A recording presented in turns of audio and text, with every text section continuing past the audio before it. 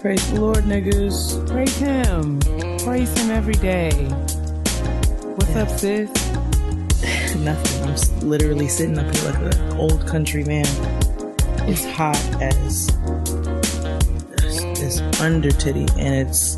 I don't have my ACs in yet, so I'm literally in my drawers, like with a glass of iced tea. Yes, that is correct. That's one thing that I do not miss about my New York City apartment life. Mm-hmm. I had AC all year. I had AC in my apartment, but I can definitely relate to like that. I remember when like you ain't get a chance to put them in the window. We moved in October, and so we haven't had to because the world is ending, as you can see by the weather. So we haven't had to put the ACs in. It's only been a couple hot days, and I have ceiling fans in every single room of the house, the kitchen, the living room, my room, Noah's room. The only room that doesn't have it is the dining room. And yeah, my nigga, it's hot. It's hot. Well, I thank the Lord for my little apartment. Amen. As small as it may be, it is my home, and there's central air conditioning here because God is yet on the throne of my life. Central air is, I feel like that is definitely that's a blessing. It's something that I will never ever take for granted. Yeah. That it is for certain. Don't. But what's up, niggas? It's hot as this fish grease outside. Everybody doing all right out there? I hope you all have your ACs in the window. Indeed. I hope that you have your electric bills paid and are ready for the summer, because I have a feeling in my shondo that it's going to be a doozy. Yeah, I don't know, because it could all burn up. It's just anything can happen every day. I was hanging out with Keisha today. We went to the supermarket, and when we got in her car, the temperature thing said 102. Christ. See? I said, oh, like I was like, it was just too hot to speak. Like we rode in silence for like until things started to cool off. The air came on in the car. But like for the first 3 minutes, we were just in the car like, ugh. I'm trying not to complain that it's hot because it's June. And the fact that in a couple of days we're going to have a high of 68 in June is obscene. But, really? Oh, sis. A high of 68 in a few days here. I don't know what the weather is going to be giving in this in the DMV. It's supposed to rain this weekend in New York. It's supposed to rain in the latter part of the week, and it's going to have a high of 68 one day. And while I welcome that with my ACs not in the window, because the longer I go, the longer I can put off paying a handyman, even though I need to just stop it. It's going to be 94 degrees here tomorrow, and then on Wednesday it's going to be 88. The lowest it'll be this week is 77, but we're going to be back. It's going to be back in the 90s by Sunday. So I'm getting those ACs put in this week. Like it's happening because I can't do this anymore. It's in your best interest. It's in your best interest. Summertime starts next week officially, though, I believe, right? Amen. I'm looking forward to it. New York summers are like the best. They're lit. They're the best. I will not deny that. So, I will not. How you feeling though? I'm alive, man. I'm just really grateful and glad to be alive. Before we go any further in this show, yes, I would like to personally thank everybody. Like, y'all have literally outdone yourselves. The level of love that I have received is just like unprecedented. Like, honestly, my inability to manage my emotions last week's show, me telling my business all over the interwebs. It was very scary and not easy to do, but it has really been, it's been a lot more palatable. It's been easier to deal with, because so many of you have reached out to me to say that you know, are sharing in my experience and you know how I feel and you're praying for me and you're sending me love and energy and all of those wonderful things. I cannot thank you guys enough. To everyone who has had a hard 2016 and life came at us real fast and we still trying to find our feet underneath us. Shout out to y'all. And anybody who said that, you know, they felt like I was talking to them, you know, I can't even take no credit for that. Like, as I told y'all before, I did not want to do it. But so many people told me that I had to, Jade included. So I literally said a prayer and you were ready. Opened up the notes on my phone, and that's just what came out. So I can't even take no credit for it. Like, for real, I don't know where it came from, but I'm glad that it meant something to so many of you. So thank you to everyone, all of you. I mean, I got DMs on Instagram. I got snaps. I got emails. I got so much love. And I just really, really, really appreciate y'all. This weekend past was definitely a hard weekend, but perspective has, you know, helped me to celebrate my brother's life and to celebrate my mom and my family and to really be grateful and thankful to God because we made it a year. We made it a whole year. Since, you know, definitely the hardest day of my life. And it's not at all easy, but we're still out here and we're doing it and we're showing up to do our work just like I showed up here tonight to record this show. So why don't we stop on japping and get right into it? Yeah, all right. You ready, sis? I'm ready. My sis is popping right now. Like, it's graduation announcement time. Shout out to my sis. Indeed, indeed, indeed, indeed, indeed. It's my favorite segment of the show. I'm super excited. We don't have that many to get through. I told y'all that graduation season was drawing to a close, but the ones that we have, we will read. You want to start, sis, or me? It doesn't matter. I'll start. Okay. The first email reads, "Hi, Jade and Keia. I love the show and the insightful content. I wish I would have had this when I was navigating my 30s. I have turned my daughters onto the show while they are currently on Team Typing Fast at Michigan State University. I wanted to say congratulations to my youngest daughter's friends, Aaron, Deja, and Naya, and to the entire 2017 graduating class of Cass Technical High School in Detroit, Michigan. These students earned nearly $60 million in scholarships from multiple prestigious universities. There were also multiple students who graduated with an associate's degree from Wayne County Community College as a result of dual enrollment, having dedicated every Saturday since their freshman year to attend classes. Cass Tech is also the first school in Wayne County, Michigan to become an international baccalaureate school. As the mom of two Cass Tech grads, both earned 4-year scholarships, I wanted to share the greatness of these young queens and kings from the city of Detroit. This is not the kind of news you usually hear about a Detroit public school, so I had to share.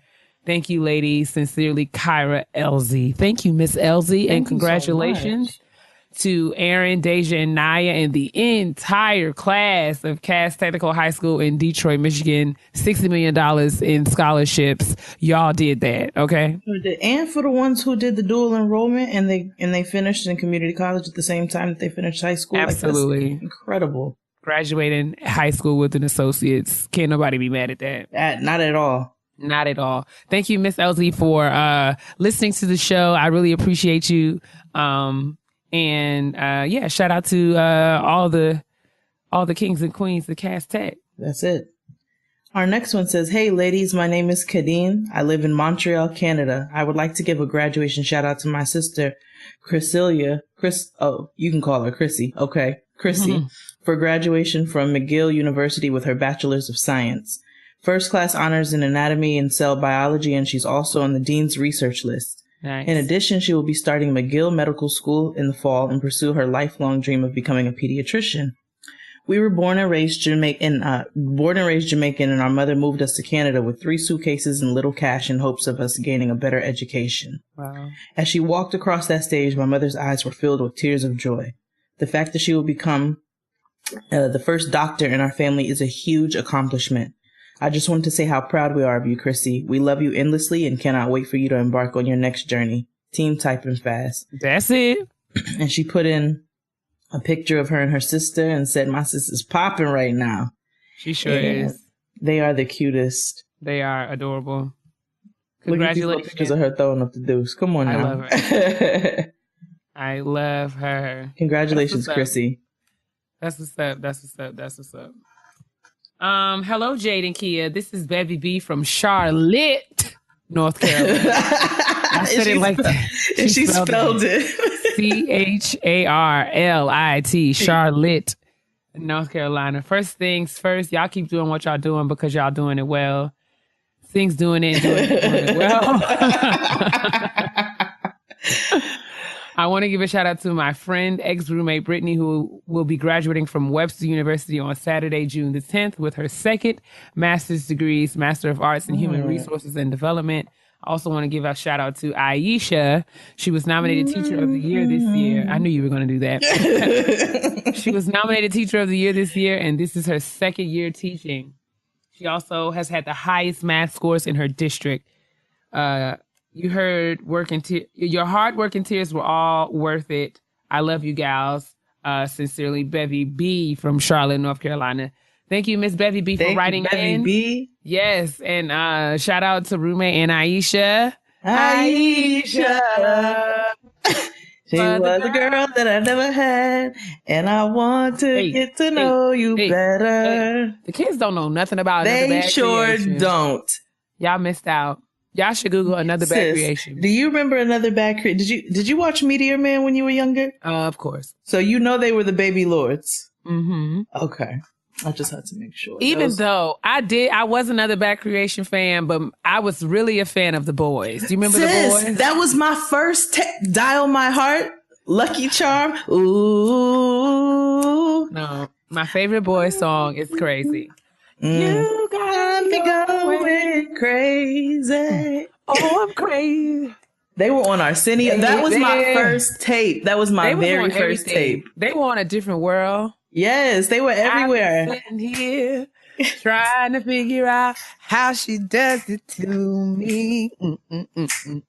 Oh my gosh, I love The Boys. I'm so happy you said that. Nobody else ever mentions The Boys. The Boys was my very first quote unquote boy band. I love them. I ended up looking them up in my 20s, like what the hell happened to them? And they were like, they were all Muslim and like moved to Africa and like, oh my gosh. Yeah, holy water. It was great. I was surprised, but yes, The Boys was my very, very, very first tape, and it was my first like come on cassette. That was my shit. Oh, you just took me back. All right, let's get to the next one. I did. Tangent. Hey ladies, my name is Whitney Kidd, and let me say I love you. Ooh, let me just say I love you guys. You give me life every week. Thank you, sis. I listen to you guys on my weekly commute and love it when people in the car next to me look confused because I'm in full-blown cackle all by myself. Keep it up, ladies.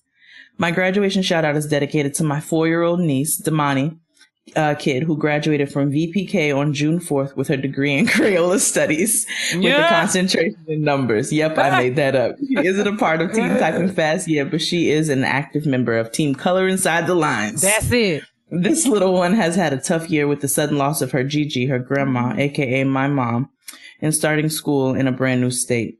Through it all, she's managed to complete this year on top while adjusting to her new Florida life.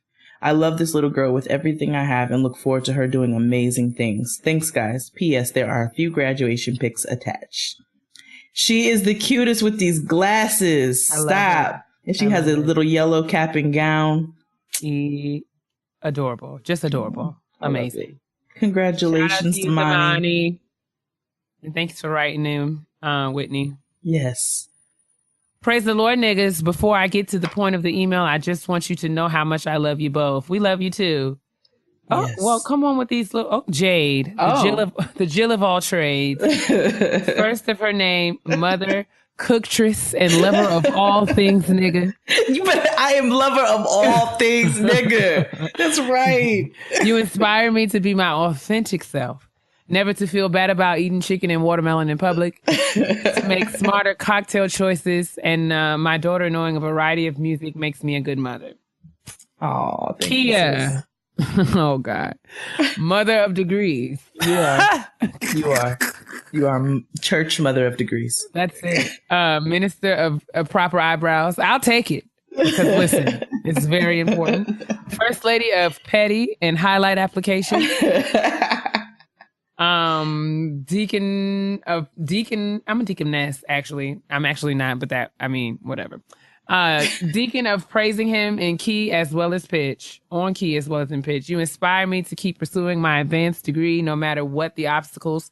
Praise my savior loud while cursing out Wamada and always serving the girls a light beat. That's it. Now to the point. Thank you. Just kidding, sis. Love you. I wanted to give a graduation shout out to my 5-year-old Mia for finishing pre-K. She worked so hard while battling ADHD and is looking forward to being a kindergartner. Always remember you are magic, little brown girl. Mommy loves you so much. Keia, please notice I'm training my child up in the way she should go. Team no wrinkle robes. Amen. We clearly still have work. We clearly still have to work on those white shoes, but he's not through with her yet. She's a young lass. You know what? If you're under like 12, yes. You can wear white shoes. Yes, it's okay. Yes, absolutely. It's the adults in the white shoes who I have a personal problem with, but I can deal with the children. That's okay. Absolutely. And she's a sweetie. White shoe on a young girl is, that's what we're supposed to do. That's it. But she also attached some pictures. This is from Joe, who I'm guessing is Mia's mom. Thanks for writing, Joe.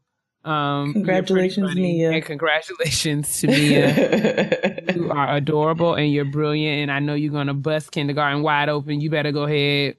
These little beautiful brown babies all over the place. I love it. Hey, Jade and Keia, my name is Taylor, and I want to send a congratulations to my baby sister, Janae. Janae graduated from 5th grade last week. Come on, all these these tater tots. I love tater tots or tiny tots. Did you call the children potatoes? I like to call them tater tots. Okay, that's fine. Tater tots then. Never mind. Janae graduated from 5th grade last week, and she's heading to middle school. I can't believe it. Middle school is an awful place. So I bless you, child. I love you. Yes. Janae has always looked up to me. When I received my bachelor's degree in fine arts in 2014, she always told me that she wanted to attend college one day too. Representation really matters, especially since I was the first in my immediate family to finish my degree. My mother even went back to community college to finish her associates after being inspired by me. Knowing that I'm rolling into my last year of graduate school at Pratt Institute, getting my master's in arts and cultural management, I can't wait to inspire her once more in May 2018. Until then, I'm still team typing fast. Thank you for all that you do. Your podcast is so great. It's a true inspiration to Black millennials like me. I also find comfort knowing that it's okay to not have it all together, but to have a plan to be dope in the future. I have attached pictures of my little sis and I at her graduation. Thanks so much, Taylor. Taylor, thank you for writing in, and congratulations to Janae. Janae is out here being super brown and super cute. I love with it. A pedicure. She's got she's got a design. Her videos are lit. They got the Snapchat filters. They are cute. Her sis is popping. Congratulations, Janae. And I'm sorry, guys, if you heard me sneezing. Oh, is that what you were doing over there? I was just reading. Pollen is still my petty peeve. It's still just giving me the blues. It's constant. It's not petty. I hate it, but moving right along. Well, hey, Caps. Okay. Right?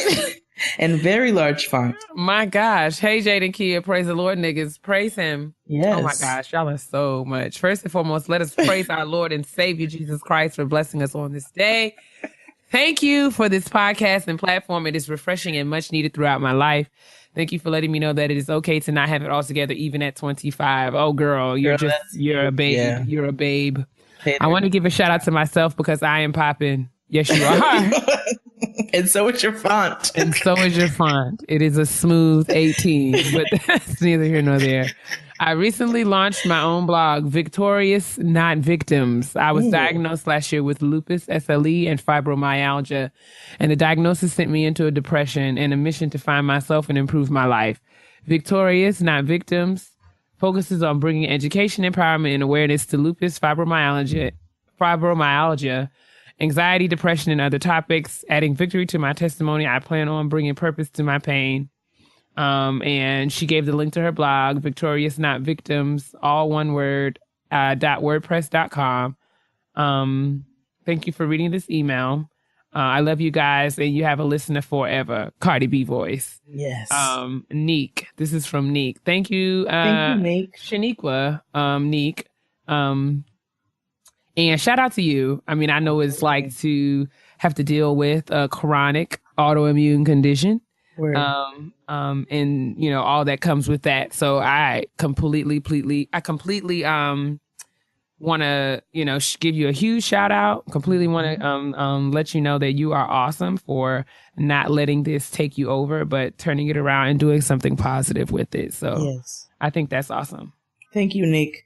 Make sure you check out victoriousnotVictims.wordpress.com, and we'll make sure we put the link in the description box. We will. The next one says, "Hi, Jade and Keia. I hope I make it in time for this week's episode." You did. You did. I love the show. You guys helped me to get up and get grown. Here's to more success and more collective growth to the Getting Grown fam. Thank you so much. Thank you. My graduation shout out goes to my sister friend, Oyen Kosola. Yes. You better pronounce it. I had to make sure I did not butcher that. Or Oyen for short. All right, there we go.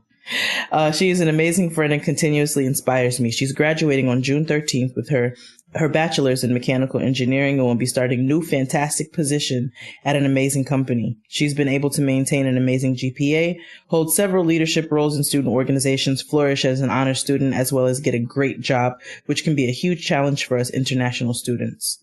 I don't want to go on for too much longer, so I just want to say, Oyen, I love you. You exude black girl magic and strength. All the best with your new job. You'll be amazing and we'll miss you. Shout out to all the graduates of 2017 and the graduates of 2016 as well. Remember to stay encouraged and keep fighting. We still have a long journey ahead. Love, Kelechi. Thank you, Kelechi, and congratulations to Oyen Kosola. I like saying that. Yes. Congratulations. That's awesome. Mechanical engineering. Ain't no bull swanky. She did that. No, it ain't. Our next email says, "Hey, cousins, I love y'all. I feel like I'm at the kitchen table with you because you are. Have a seat. I'm a few episodes behind as I just found the podcast, but I have to shout out my baby sister, Janelle Williams. She graduated in December 16th, 2016 with her BFA, Bachelor's of Fine Arts in Music Education from Augusta University, Augusta, Georgia, and walked straight into a teaching job on January 5th. I know that's right. I love her as big as dinosaurs. That is cute. And can't wait to see what greatness lies ahead of her. She also added some petty peeves, which we will definitely save for our upcoming petty parade. That's right. She says, "Ladies, thank you for being you and getting me through this 2 years in this white-ass Uncle Sam area. I guess this white-ass area Uncle Sam has forced us to live." Hugs and kisses, Rochelle. Shout out to you, Rochelle. Thank you, Rochelle. Shout out to your baby sister, Janelle. Janelle and Rochelle. For getting that good old BFA. And I hope all was going well in her teaching gig. Amen. Mm-hmm. Hey, cousins Keia and Jade. I just want to say that I'm mad at y'all. I didn't even do nothing to you. I told myself a few months ago that I wasn't listening to another podcast. I barely have time to listen to all the ones I'm subscribed to now, and they take up too much space. Hold on, where is this? Oh, let me do this bar across the joint. Yeah, man. Why is it? Ooh. Why? This is so strange. Why does my... Okay. I don't know. But... Sorry, y'all. Bear with me as I'm scrolling for life. God damn. Okay, sorry. They take up too much space in my phone. However, after the first episode and hearing Keia say Jade always has useless nigga trivia, I knew I was amongst family. I do. She does. All the time. I knew I was amongst family. I'm so happy this show exists, and I'm even happier it exists on the Loudspeakers Network because LSN got all the poppin' podcasts. Hey. Shout out to the fam. That's it. I am like really struggling with reading this because it's doing a lot right now while I'm scrolling. God, what is this? It's really strange. I don't know what's happening right now. Sir, would you type this in? So, okay, I hope I'm not too late. I'm on Team Typing Fast for the past week. I've been on Team No Typing at all, as this last semester beat my ass like I was one on the set of a Mona Scott Young production. But I would like to give a special shout out to myself. I graduated Wednesday, June 7th from the City College of New York, with a bachelor's in advertising and mass media. Right. I am much like Jade. I don't really display emotions too much. He said you was heartless. He said you was cold. Like potato salad. my friend Erica calls me Blackheart. That's why it's her favorite emoji. But this, don't shame me. I'm already struggling with this damn email. All right. You're making it. You're going to be okay.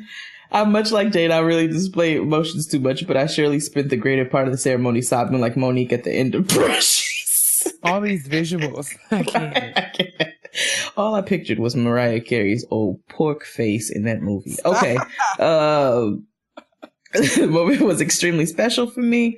Sir, I'm sorry. I'm like scrolling. So like you all got to deal because this is doing a lot for me right now. Thanks for creating this. Every time I scroll across, it clicks on the picture. Please. I finished. He says, this moment was extremely special for me because I was a student that got 55s in all my core classes in 7th grade. And I walked across the stage with 4 A's and 1 B. That on top of me being the first male in my family to graduate college had me all the way in my feelings. Black Boy Joy was definitely in the building. Thanks for creating this platform for us to continue to share Black Boy Joy and Black Boy Magic. I love the community that is already being built with this show so early on. P.S. My first heartache was from a boy named Ryan. I feel you, Keia. They are all evil, all trash. Continued success. All the best from Malcolm, who also sent pictures from his graduation as well. Yes, he did. Shout out to you, Malcolm. Shout out to you, Malcolm. Shout out to you. Thank you so much for listening. Even though you was trying to be shady to us in the beginning, you didn't want another podcast to listen to. Here you are. And we appreciate you, okay? I love when Black men describe themselves with Black Boy Joy. That just makes me smile every single time. It's really what's up. You reading this next one or am I reading this? I don't care. What you want? I'll go ahead. Dear Jade and Keia, our God is an awesome God because 11 years after I received my bachelor's degree, I finally went back to school for my master's. Hey! On June 11, 2017, I joined Team Black and Hooded as my master's degree in IT and administration. Can you come tell me what's wrong with the computer and why I was having so many issues with that last email? As my master's degree in IT and administrative management from Central Washington University was officially conferred.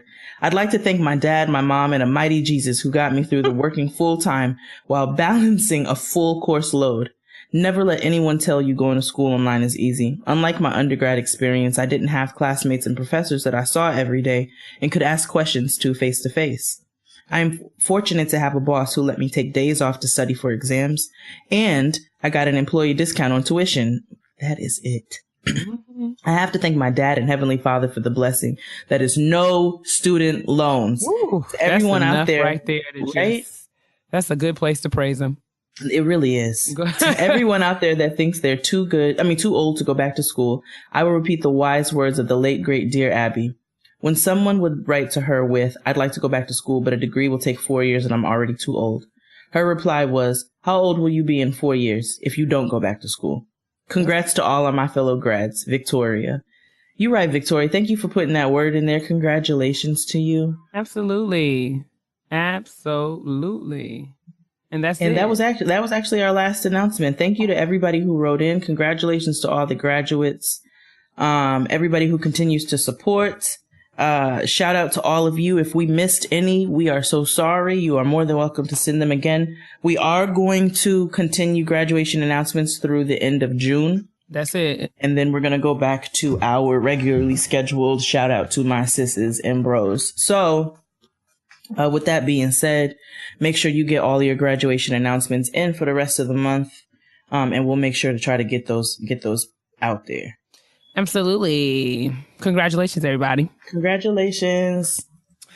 All right. Let us gather around the kitchen table for yet another edition of Kitchen Table Talk. There's cheese. What kind? I told you, we still on this Merlot Bellavitano. I can't get enough of this cheese. This rich white woman cheese. It's so good. It's Costco cheese. I'm not bougie. You know, I just enjoy I'll take a good old block of Colby Jack. Colby Jack works just fine when you got some Ritz crackers. But you know what's really lit with some Colby Jack cheese? What? Some Townhouse crackers, my nigga. Butter cracker. Townhouse crackers are the GOAT. I don't care what anybody says. I don't care what bougie crackers come. I don't even like bougie crackers. Townhouse crackers. Oh, sis. Listen. Sis. Townhouse crackers with some Colby Jack cheese. I'm telling you, there's no better snack. When I was in college, I worked at a restaurant called Papa Do's. Oh my gosh, I love Papa Do's. You can't catch me at Papa Do's eating steak and shrimp. Anyway, so good. You know, basically, the service industry is just another form of slavery. At the time, we were making $2.14 an hour. What? As bartenders and servers. $2.14 an hour. So you really truly live off tips. That's a lesson for all of you all. I don't know how many. Have we had an episode on tipping? No, not yet, but we can. We're going to. Oh, we will. We're going to have an episode on tipping because if y'all don't know, I'm not going to like, if you choose not to take my words after that, your willful ignorance, I can't deal with it. But I am going to share the wealth because we need to know as a community how to properly tip. Anyway. Important. So we making $2.14 an hour. It was a slavery. We didn't have time to eat. So we would eat. They had those Townhouse crackers because they would have them for gumbo and stuff.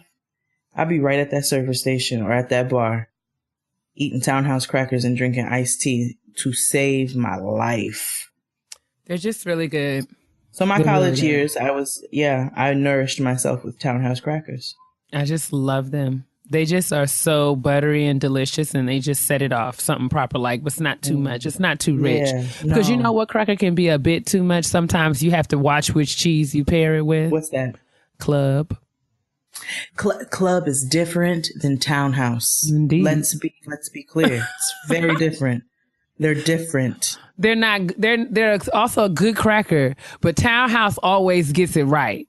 You got to get the crackers that go with it. When I was a kid, I used to take Ritz and I would put cream cheese on it and a little bit of jelly. You know what? Sis. I have done that before. So good. I don't remember why, under what context, but I know that that's something that I have done. Mm-hmm. Delicious. Yeah. A little strawberry moment, a little strawberry jam. Just a little dollop in the middle. So you got the sweet, the savory, you got the crunch. Delicious. We're still talking about snacks, and that's Liddy not what Liddy. people is talking about. I'm sorry. I'm so sorry. We apologize. Y'all know we can't focus, especially when there are snacks present. I would like to talk about, well, I'm going to I don't know how to, let me just say it. I guess I want to talk about the difference between trying to impress, versus leaving a lasting impression.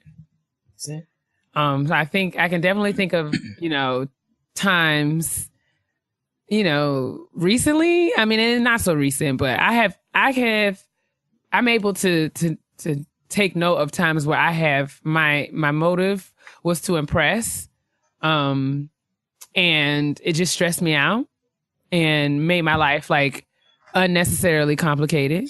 Mm-hmm. And I'm learning that my focus should be more on leaving a lasting impression. So, sis, what do you think it means? What would you say the differences between the two are? What is the difference in someone who is, their aim is to impress, and what about a person who is aiming to leave a lasting impression? Well, I think a person who is aiming to leave a lasting impression is a person who is sure of themselves, is a person who is secure in their thought and the foundation of who they are. And they are able to take those and maneuver them into a life of purpose. for themselves. That purpose could be whatever it is that they see for themselves. And they don't let anybody's opinions, what anybody else is doing, interfere with what they are doing as a person. They just try to live their best selves. Whereas a person who tries to impress is a person who is not so sure of themselves, who has insecurities, who is a person who may that be physical and how they, maybe they're working out. You have the person who works out because they're just trying to be healthy. And then you got the person who's in the gym with the outfit, doing the shit, making the poses, making the videos with the music, like all of that. Those are, you know what I'm saying? Like, not saying some people are just trainers. It's fun. But, you have people out there who care too much what people think, whether it be in appearance or whether it be on what they know. The knowledge that they share is not always genuine knowledge. Sometimes it's like, oh, I know that too. It could be a person who's trying to fake the funk and pretend that there's some sort of sommelier when it's okay to say that you like drinking Yellowtail. Like, it's a person who is just not true to themselves. They set up these facades in the efforts to look like the people that they truly want to be, but they are not those people. And I mean, I don't want to, not to. Those are for extreme cases too. Let me just say that as well. Right. I mean, because I think we've all done things to impress people. And then there's also because you want people to think well of you. And there's nothing wrong with that. Mm-hmm. I'm not bringing this up to suggest that, that doesn't happen to me. I can, speak for myself, but I'm just saying that I think that there is value in being mindful and critical of your intention and, take some time to start questioning some of the choices that you make. It happens, and it's because it's easy to get caught up and swept away in thinking about what people think versus, just living in the moment, in your experiences. And it doesn't necessarily have to be about like, things as superficial as like clothing or, appearances, whether it be like hair and makeup. I think social media adds another element because we're constantly exposed to people who, have curated, timelines that feature. I'm sorry. It's okay. Thank you, Brooklyn. Curated timelines that feature perfect pictures of edited, photographs and beautiful, flawless makeup and fabulous clothing. And it's easy to think, okay, well, I have to make sure that my stuff is together too. And that can kind of have you out here doing things that you don't necessarily have to do.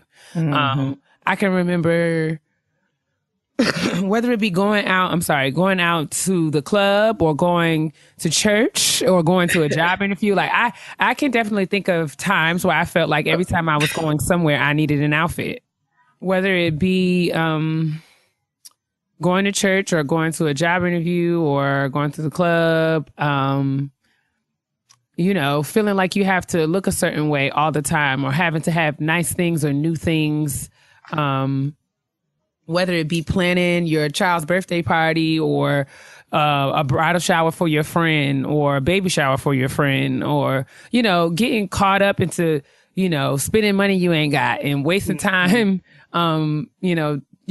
doing things that you don't, focusing on things that, are not your personal priorities, but things that you think you should be worried about.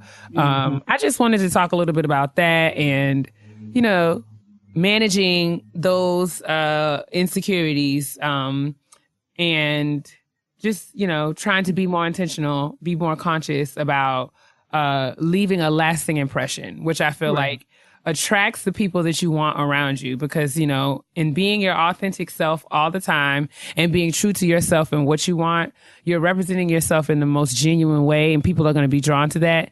And you're always going to be aligning yourself with people and opportunities and relationships and positions that are best fit and best suited for who you are versus who you think you have to be in order to get that kind of attention. And the other thing, too, that we want to keep in mind is that sometimes there's levels to it. There's definitely levels to it, like you brought out. It could be in so many different facets where, and it doesn't have to be extreme cases. Those cases are some of the things that we're going to talk about soon. But sometimes it can come in other forms. We've talked about proms. Prom is like a thing now. Oh, it's a thing. And I'm not shading it all the way. It's just, I'm just saying that it's just beyond my realm of understanding.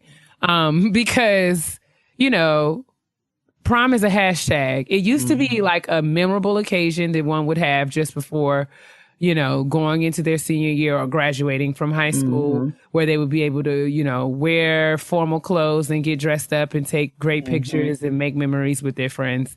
And now it's like a hashtag. It's like a major motion picture. It's like,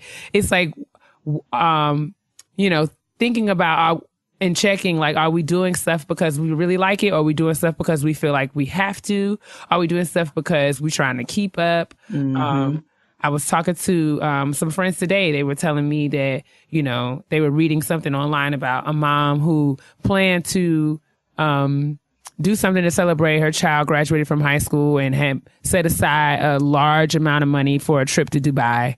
And maybe it was something like $25,000 altogether. The trip ended up falling through. So instead, she brought Dubai to her son for prom and had camels and all of the things. Multiple wardrobe changes. It was just like a whole thing. So part of me says, as a parent, if a parent wants to do that for their child, it's not my place to say that they shouldn't or, they're doing too much. My thing is more so like, why? Like, not like, just the motive behind it. Did she really think, honestly, that her son wanted something like that? And if so, why? What's the bigger picture? Or did she do it? And that very well could be the case. Like, it may have been something that he was like, Mom, this is something that I really want to do. So I'm not speculating. Like, I don't want to, judge her for it, but it just makes you think, like, did she do that because, it was really something that her family was interested in? Or did she do it because she thought she was going to go viral and, get like the news to come to her house and it'd be like a big deal?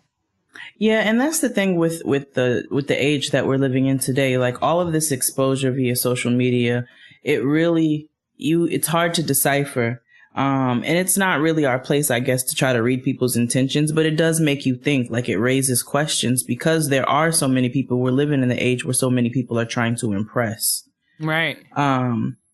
Like, constantly, whether that be, again, like we said, via like workout videos or quotes or whatever the case. And it's, so again, we want to discuss leaving a lasting impression versus trying to impress. And like what goes into it. So I'm thinking like, like I said, if my friends was having happy hour every Friday, there was a time where I was going out to an open mic night every weekend or, just doing something every weekend. And I felt like I needed a new something to go somewhere. So I pissed away all of the money. Like when I graduated from UConn and was working my first little real job and living in my mother's house, instead of me stacking my coin, like I should have probably, I spent way more time in the mall or online buying things because I felt like every time I was going somewhere, I needed to have something new, like whether it be a new shirt, a new pair of shoes. And when you really think about it, it was like I was seeing the same niggas over and over again. So why couldn't they see the same clothes over and over again? Like, what would be the point? Like, and I really, my motive, like, was it because, it got to a point where people would be like, oh, Keia, you look nice. And I was looking for people to say that. Or was it because I really felt like I needed to have something nice? Like, was I not going to be comfortable enough to have a good time if I didn't feel cute? Like, just more so like me questioning myself. Am I trying to keep up with somebody else because they always have what I think might be new clothes? So I'm not at all saying that we should become like cynical of other people and super critical of other people. And I hope you guys don't think that I'm trying to be critical of anybody, because that's not where my heart is. I'm just wanting to have some genuine discussion and conversation that would prompt us to think about why we make some of the choices that we make, and what place on the inside is it coming from. Right. We cannot have a conversation about trying to impress without talking about Bow Wow. Shadrick. Is that his name, Shadrick? I thought it was Shad. Is Shad short for Shadrick? I made it up. It is in my head. Okay. Well, Shad recently, I'm sure you guys know that Shad has been hemmed up in the media for, posting pictures online that would suggest that he's doing things that he is not doing in reality. Those things being, riding private jets and counting large sums of cash, or having large sums of cash in his possession. And, I just would wonder what would make a young Shad Moss feel like this behavior is necessary, especially for someone who is the self-professed prince of, what is it? I don't know, child. He calls himself the prince of something. Prince of Peace? I don't know. Well, certainly not. Certainly not the Prince of Peace. What was it? I don't know. I watched half an episode of that growing up in Hollywood. Hip hop. Or why did I say Hollywood? Yeah, child, It doesn't matter. And he, was on there talking about I've been in this game over 10 years and yakety jack, right? So, just really, really proud of his accomplishments. Now, I'm not going to say he hasn't done anything. I will say he hasn't done anything of substance recently. No. And, just looking real threatened, just looking real like he is, on just operating from a place of duress. Like, oh my God, my career is slipping through my fingers and I've got to do all of these drastic things in order to keep myself relevant in these streets, because these kids really don't know who I am. They remember me, but they may not. So I just wonder, just thinking about that and thinking about how that looks. Like, you know what I'm saying? Like, you can always tell when someone is doing things because they're trying to impress. And it's just why would you set yourself up for that? And if you all, I'm sorry, I didn't do that. No. If you all have been living under a rock, you must go on the interwebs and type in #BowWowChallenge. Good times. It is amazing times. It was based off of Bow Wow saying that he was riding a private jet, and he actually happened to be on a commercial flight sitting in coach because somebody caught him on Snapchat. And then to further it, he then comes back and says, ha ha ha, I did this all for the show. You all got caught up in my bullshit. No, I tricked caught you. Up. My 3-year-old says I tricked you. My 3-year-old says I tricked you. Not a grown man. Shadrick, you're way. So then we have another example of Chance the Rapper, who exudes black boy joy and is genuinely and authentically himself.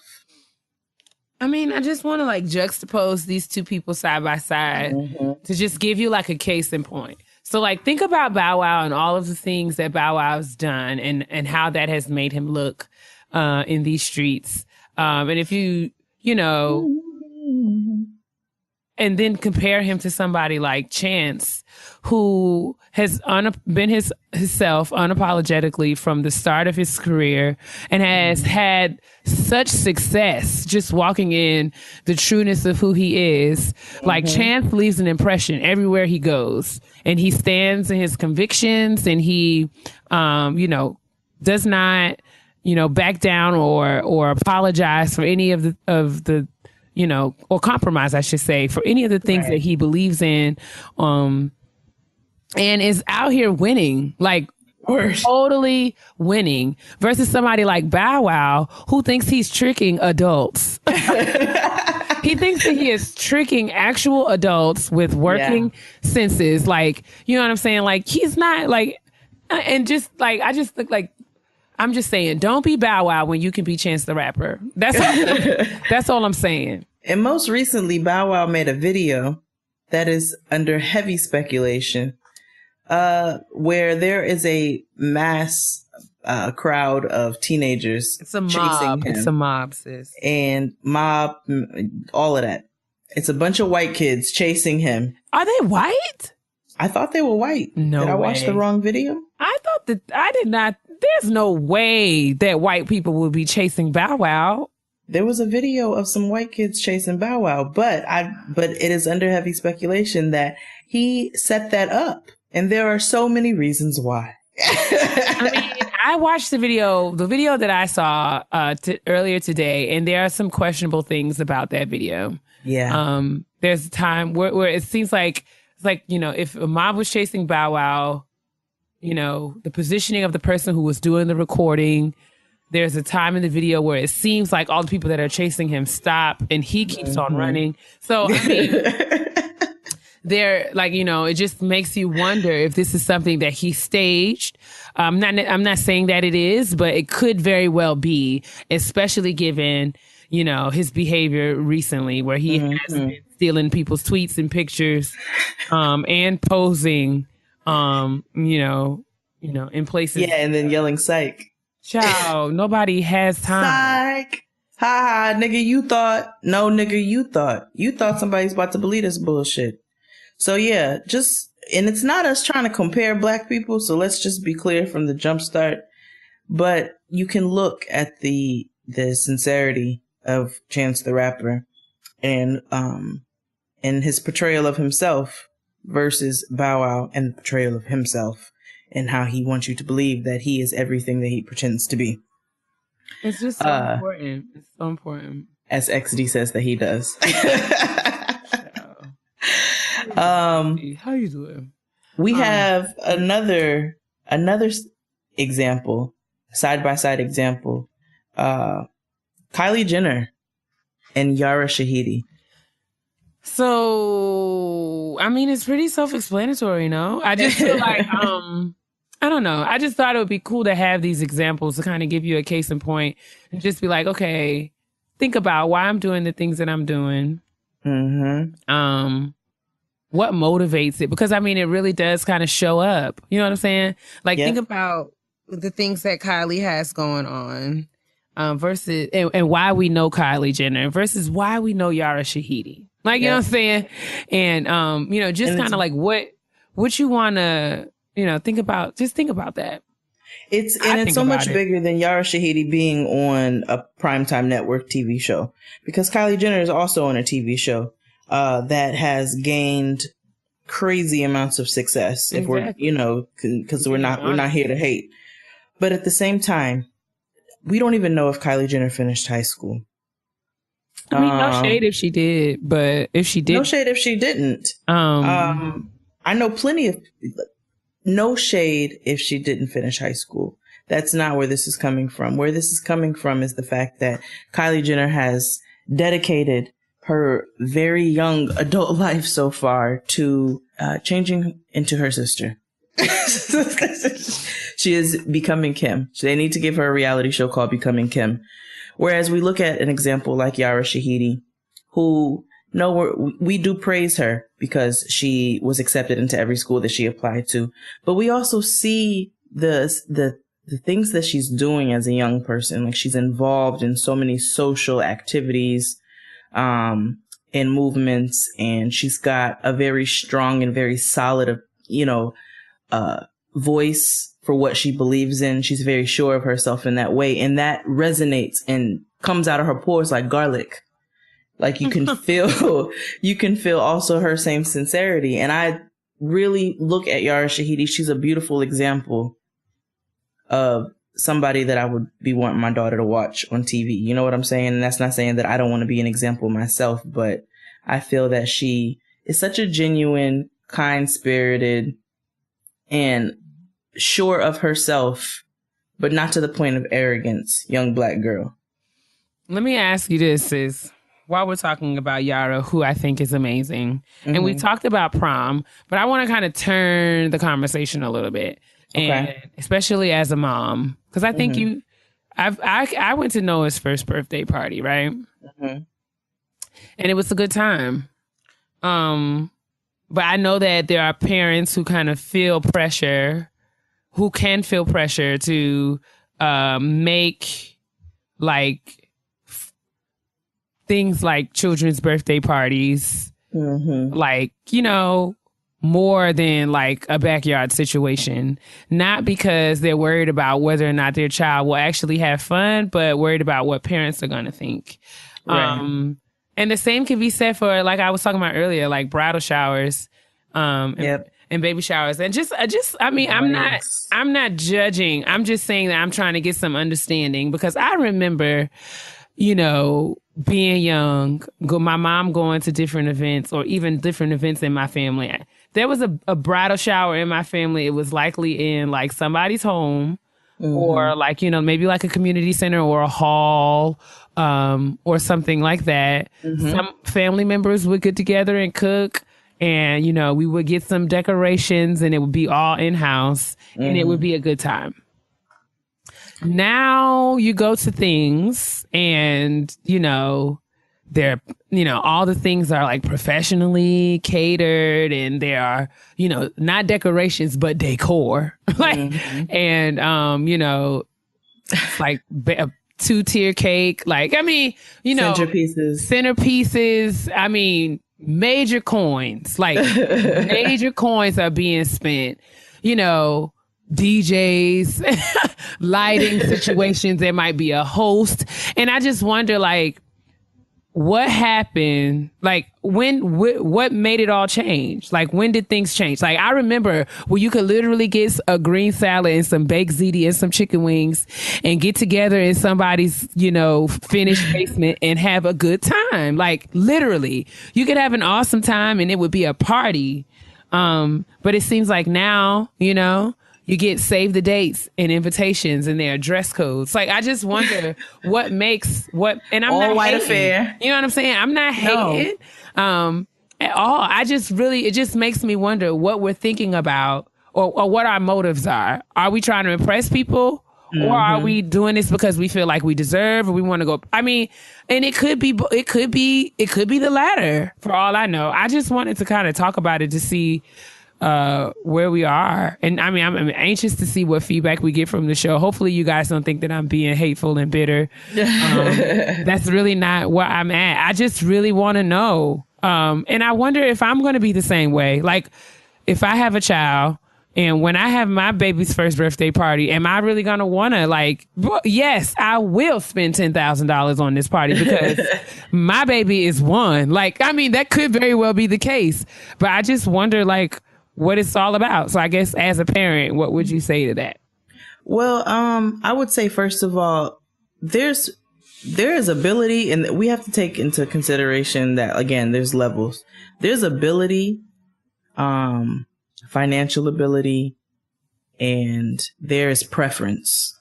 So some people are really just bougie niggas. They really just truly enjoy the whole charade of the centerpieces and getting the shit together. And that is fine, because that is their preference. There's nothing wrong with your preferences.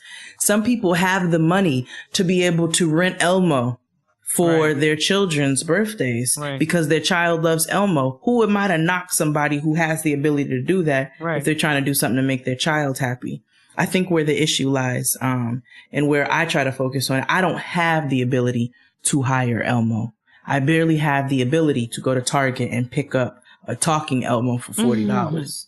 So, what I always try to keep in mind, and what I really do appreciate, what I took from my parents, because my mother is a person who likes to host. You know what I'm saying? She likes to host, and she likes to make, she likes presentation, and, you know, she takes pride in that, but she genuinely enjoys doing that. She enjoys cooking for people. She enjoys them enjoying the food. She enjoys being able to put all of that together and having a beautiful display. And it's not because of what people think. It's because that's what she truly enjoys doing.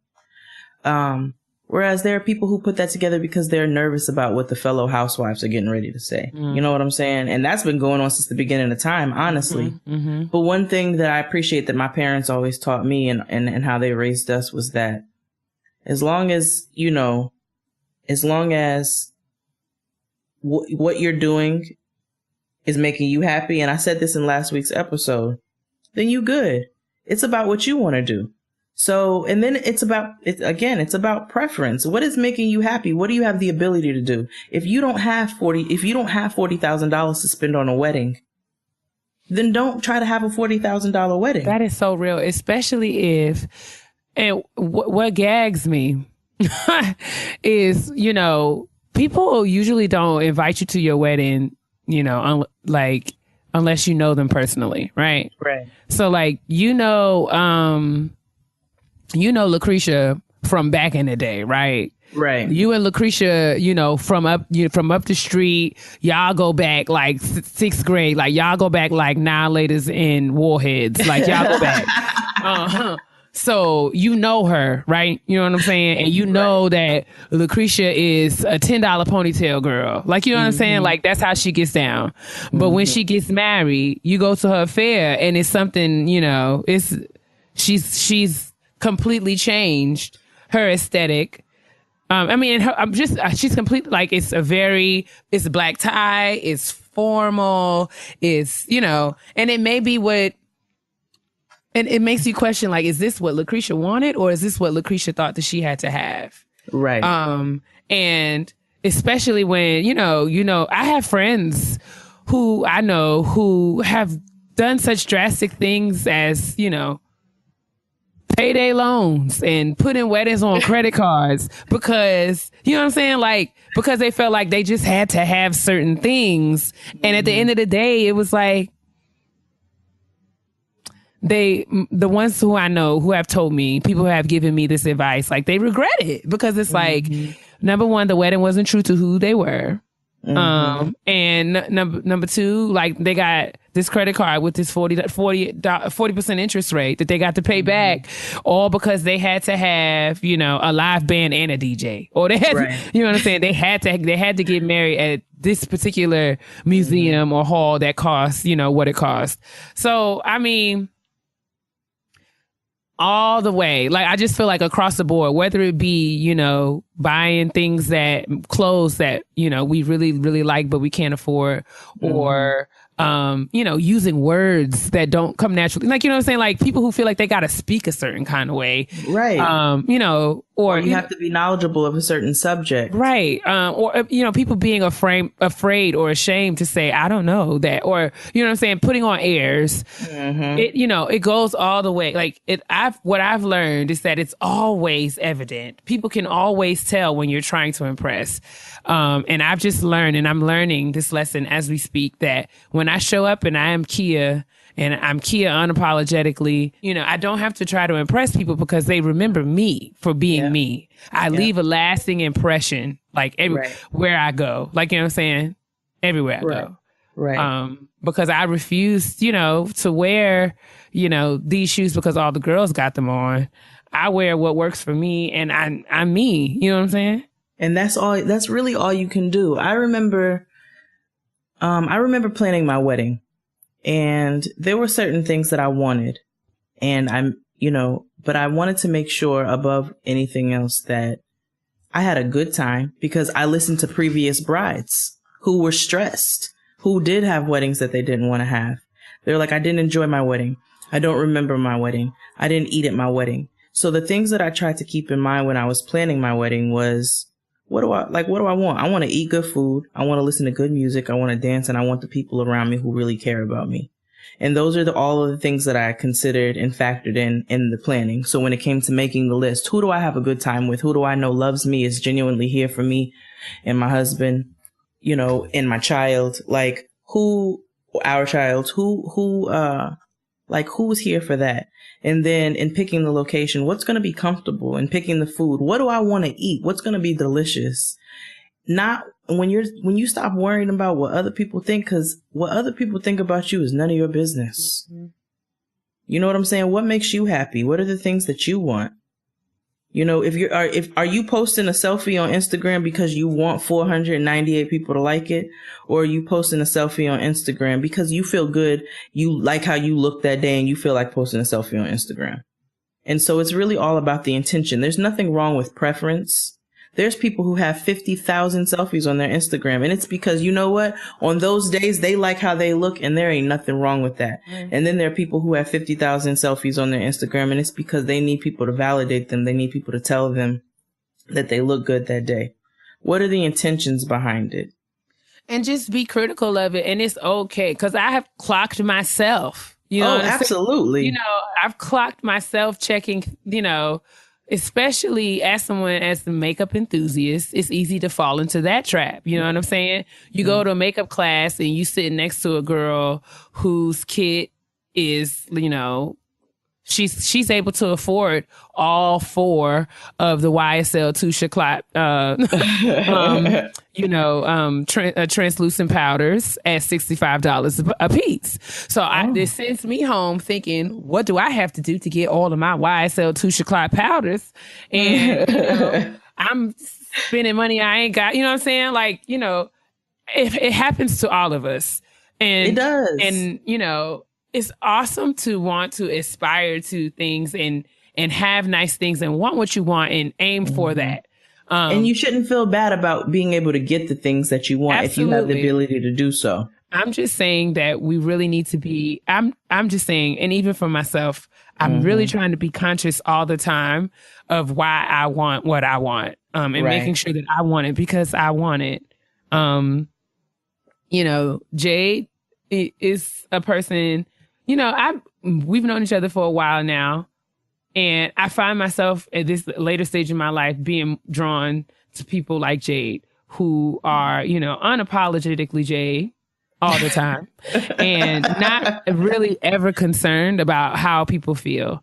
And that's something that I aspire to as someone who has struggled with, you know, I don't even want to say I wanted to be like anybody else. I can't say that I wanted, I can't say that I've saw at any point in my life, like I want to be like her. I've never said that, but I have wanted to be liked. And I have done things so that people would be comfortable around me, and, you know, like me.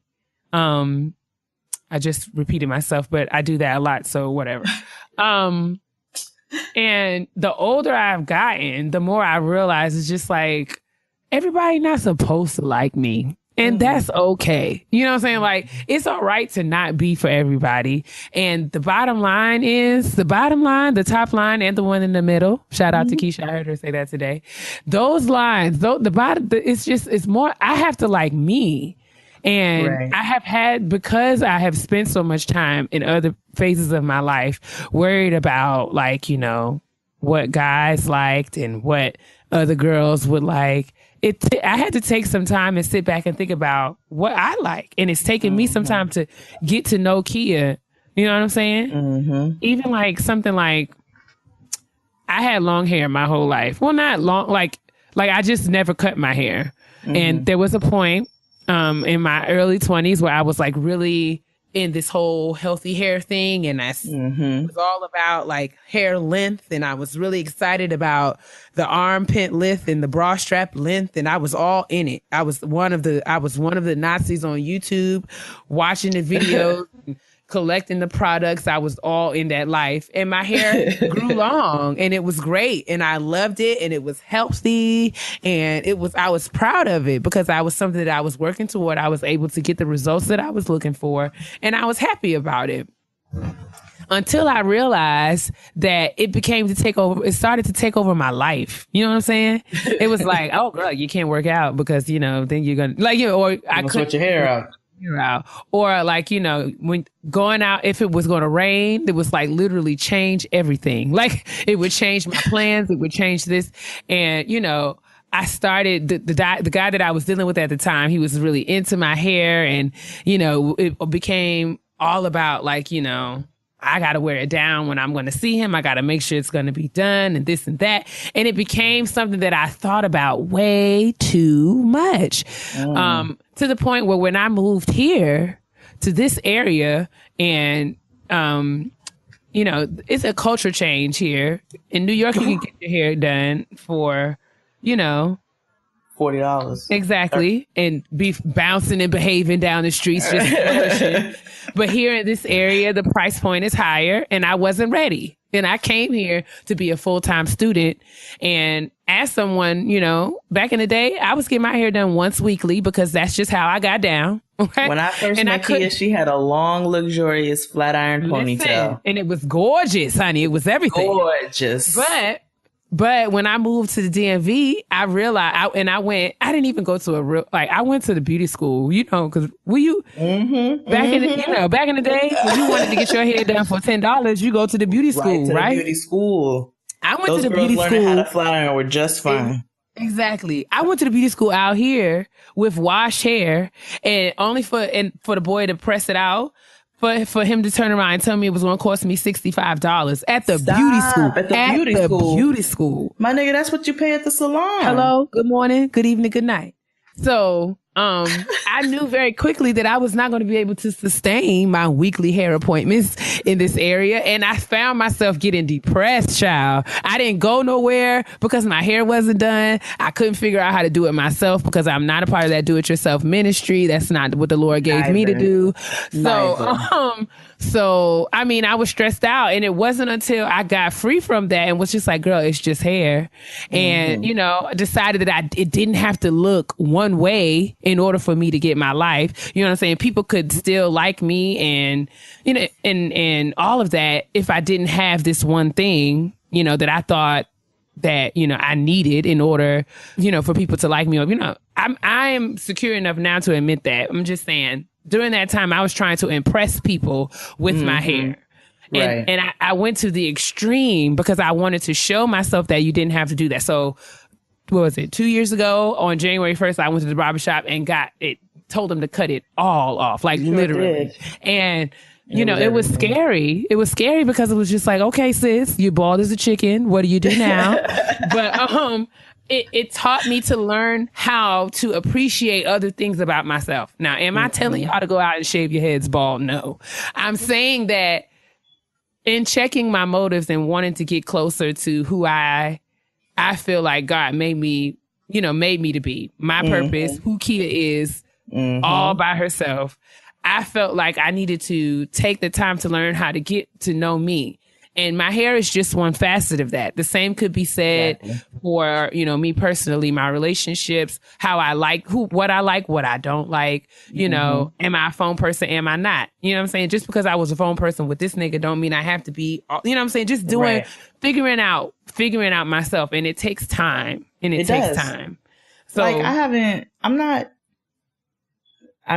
first of all, let me just say this. And I said this to Keia before. I don't ever want to come off arrogant, or like I'm just this like completely sure of herself person.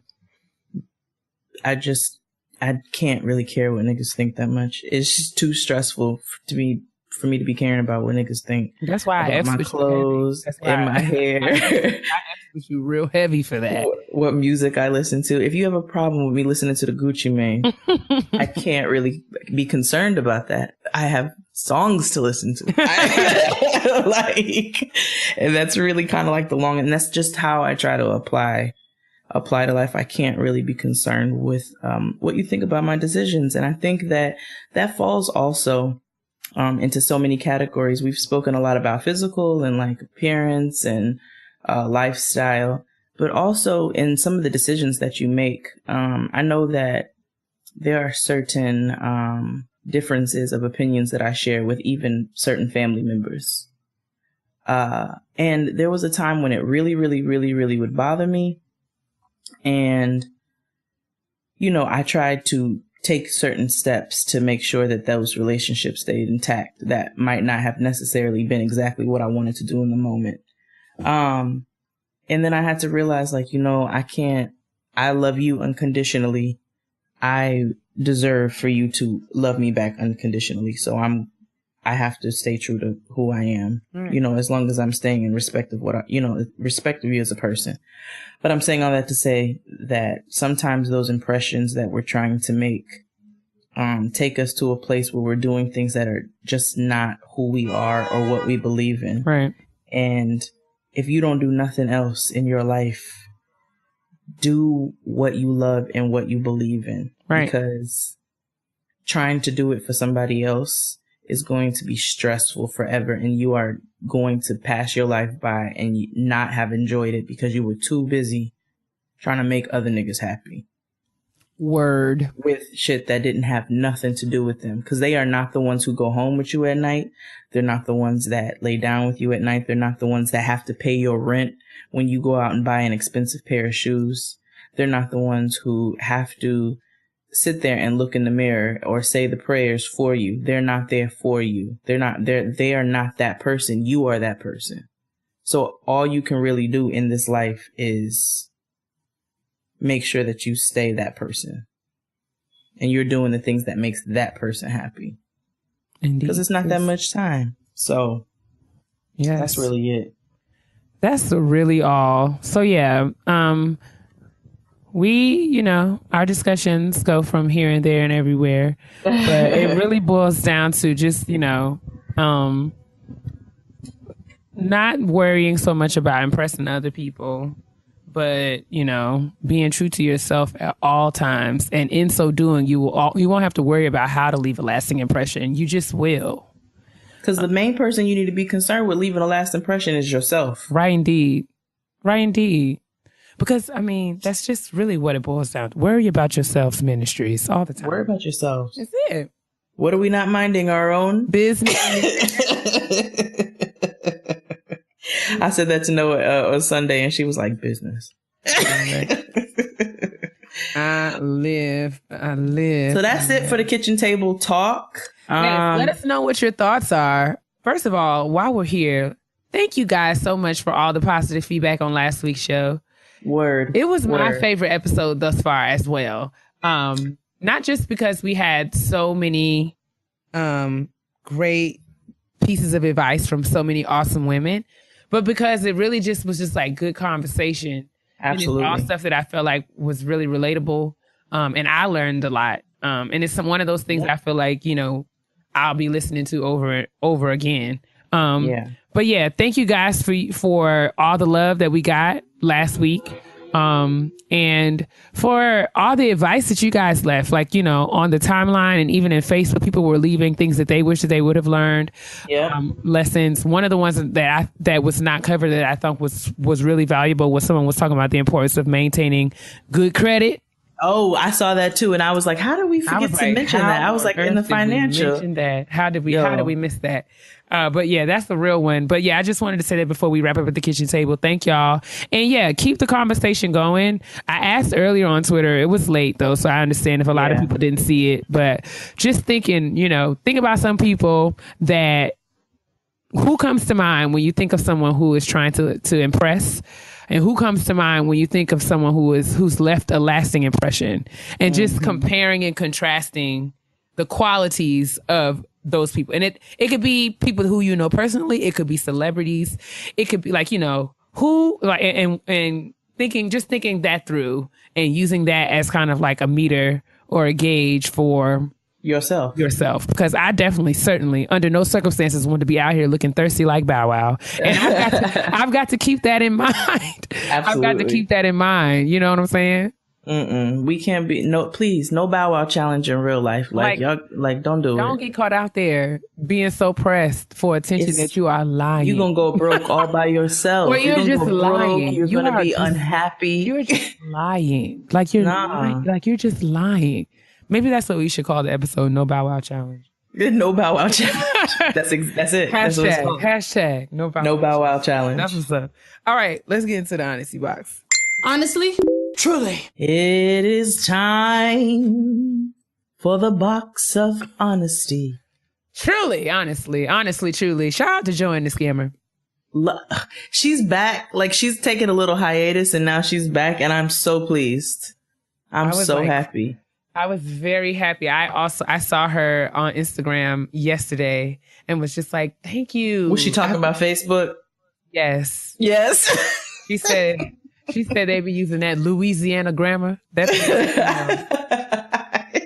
thing took me out because y'all know Facebook is for aunties, and I'm trying to limit my usage as well. I know. We told you all to go over there, but it's just the only place we can think of right now. Don't worry. We're working on other We're going to things. find another Bella. And if you can't go to Bella Noches, where the hell could you go? Exactly. So, all right. So our honesty box question this week says, hello, Chef Jade and Dr. Keia. Whoa. Hola. Hola. Come on, titles. I wanted to say I really enjoy your show and will definitely be recommending this podcast to others. So my honesty box question is below. What do you guys think about dating outside of your quote-unquote social class? I am an educated woman, but I have not attended Ivy League schools. I'm not part of a sorority or any other prestigious group, Jack and Jill, and although I have a career that pays well, I don't hold a prestigious title. However, I find myself interested in men who are more educated than me, lawyers, doctors, etc., and are in social circles where their peers are just as successful, if not more. I'm not interested in these men because of money. I'm interested in them because they are nice men who are ambitious and making moves in this world. I don't want to say I'm insecure, but sometimes I just don't feel good enough to date men who are at the top of their game. I have goals to advance myself, but I wonder if successful men find that appealing or if they want someone who's already on their level. Have you guys experienced this before? If so, how did you handle it? Thanks for reading. All right. Do we want to give her a name? Let's call her Roxanne. Roxanne! You don't have to put on the red light. And I did not pick that name so I could sing. Oh, man. Roxanne, Roxy, sis, Roxy, sis, come here. Sis. Come here. Sit down. Come here. Close the door. We need to have a conversation. Yeah. Oh, Roxanne, precious heart. First of all, thank you so much for listening. And I want to thank you for writing in because I know that it couldn't have been easy for you to say, you know, I'm going to ask this question. I'm also going to say that I hope that you still like me after this response. Please know that whatever I say is not a personal attack to you. I'm just going to try to get you to see things a little differently. Or I'm going to just try to hopefully introduce you to some new perspectives. Because I will say that at first, your email made me sad. Yeah, your language is troubling. It made me sad. It made me sad for you. And sad because I just wish that women, especially Black women, would learn how to appreciate ourselves in a way. Like it's easy for us to fall into that, like, well, you know, that whole I'm not good enough thing. That's something that's drilled into us. And I don't even think we realize it, but it's like, it's something that's drilled into us. And I really wish, you know, that, you know, we could get away from that. It made me sad to hear that,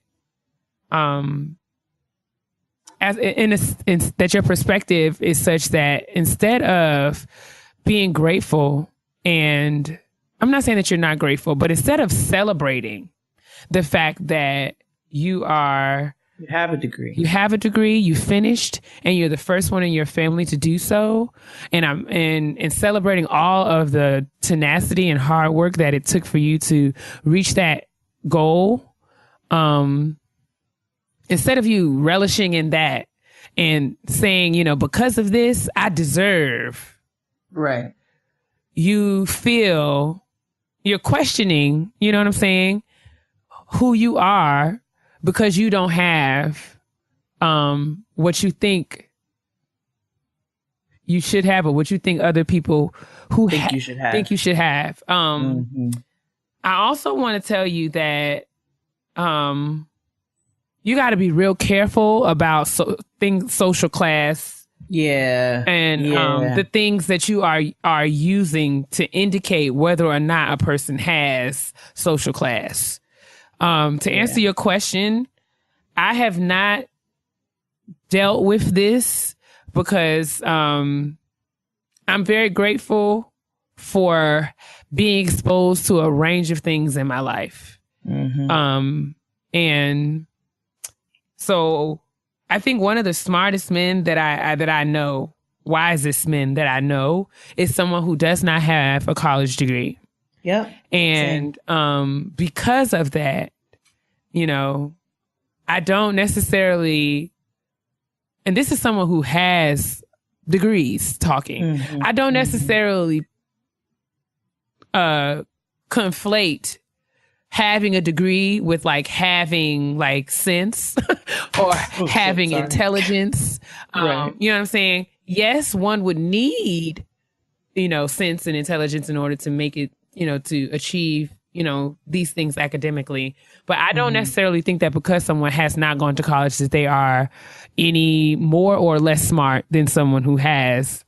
I also know people who are doctors and lawyers and have terminal degrees, which means that they can't get no more degrees. And they are trash people. I mean, fundamentally flawed, like at the core.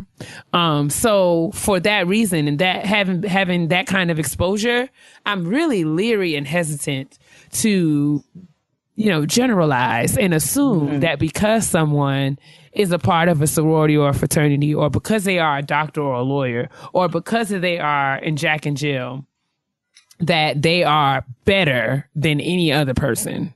And I would hope that you would, you know, consider that because you deserve someone who is going to love you and treat you like the treasure that you are.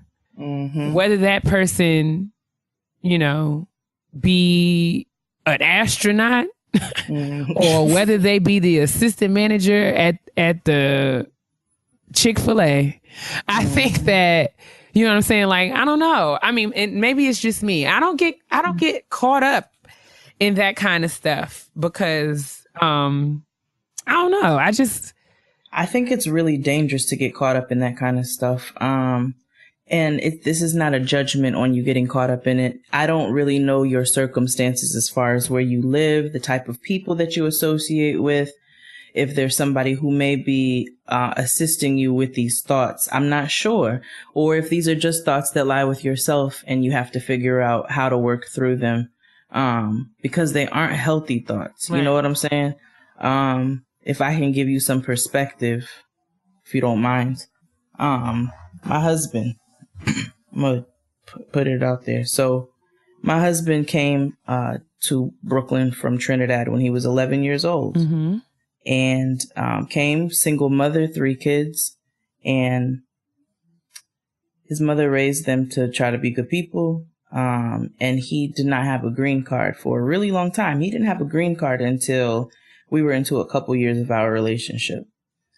So with that being said, his entire adult life, he's basically had to work to make sure that he takes care of himself, but work jobs that were under the table or what have you.